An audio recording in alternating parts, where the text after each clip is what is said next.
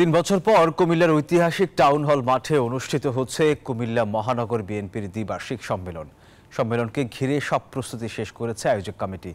বর্ণাঢ্য আলোকসজ্জায় সেজেছে মহানগর বিএনপির দলীয় কার্যালয়, আশপাশের এলাকা ও সম্মেলন স্থল।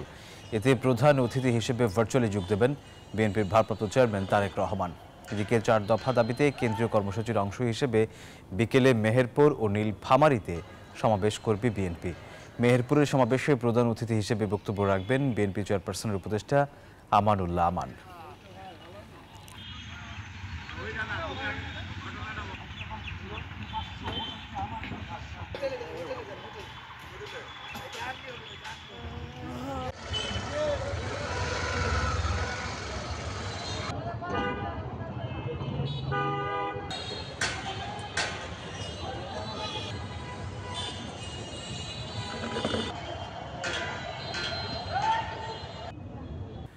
দর্শক, 3 বছর পর কুমিল্লার টাউন হল মাঠে অনুষ্ঠিত হতে যাচ্ছে বিএনপির দ্বিবার্ষিক সম্মেলন। আর এই বিষয়ে আরো বিস্তারিত জানাতে কুমিল্লা থেকে আমাদের সাথে যুক্ত হচ্ছেন সহকর্মী এইচ.এম. মহিউদ্দিন। মহিউদ্দিন, দ্বিবার্ষিক সম্মেলন ঘিরে নেতাকর্মীদের আগ্রহ কেমন দেখছেন?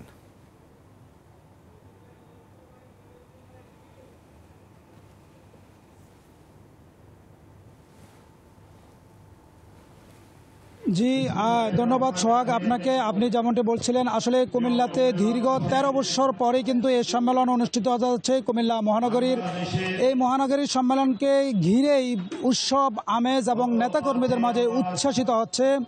গত 3 দিন থেকে আমি একটু দেখাই, গত 3 দিন থেকে যেভাবে আয়োজন শুরু করছে, আজকে বিকেল দুপুর নাগাদে কিন্তু এই 2টা থেকে আজকে এখান থেকে অতিথি হিসাবে আজকে বরকতুল্লাহ ভুলু এবং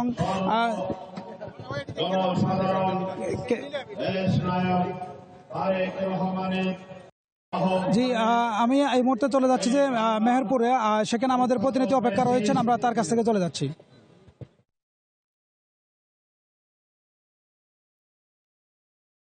ধন্যবাদ মহিউদ্দিনকে, ধন্যবাদ মেহেরপুরকে, ধন্যবাদ মহিউদ্দিন ভাইকে। ফ্যাসিবাদ মুক্ত আবহে আজ মঙ্গলবার মেহেরপুর জেলা বিএনপির এই সমাবেশ অনুষ্ঠিত হতে যাচ্ছে। দ্রব্যমূল্যের দাম নিয়ন্ত্রণ, আইন শৃঙ্খলা পরিস্থিতির ব্যাপক উন্নতি, পতিত ফ্যাসিবাদদের সকল অপশক্তিকে রুখে দেওয়ার জন্য কেন্দ্রীয় কর্মসূচির অংশ হিসেবে মেহেরপুরে এই জনসমাবেশের আয়োজন করা হয়েছে। দেশের 67টি সাংগঠনিক জেলার কর্মসূচির অংশ হিসেবে এই সমাবেশের আয়োজন করা হয়েছে। আমরা দেখাবো আসলে শেষ মুহূর্তের মেহেরপুরে জনসমাবেশের শেষ মুহূর্তের মঞ্চের প্রস্তুতি এবং হচ্ছে সাজসজ্জার যে কাজ, সেগুলো আমরা দেখানোর চেষ্টা করছি।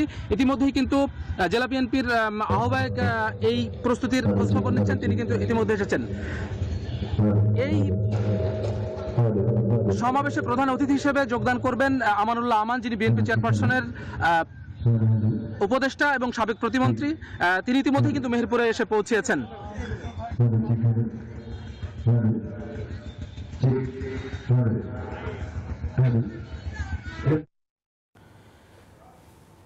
সানোয়ার, আপনাকে ধন্যবাদ। সেই সাথে ধন্যবাদ মহিউদ্দিন আপনাকেও।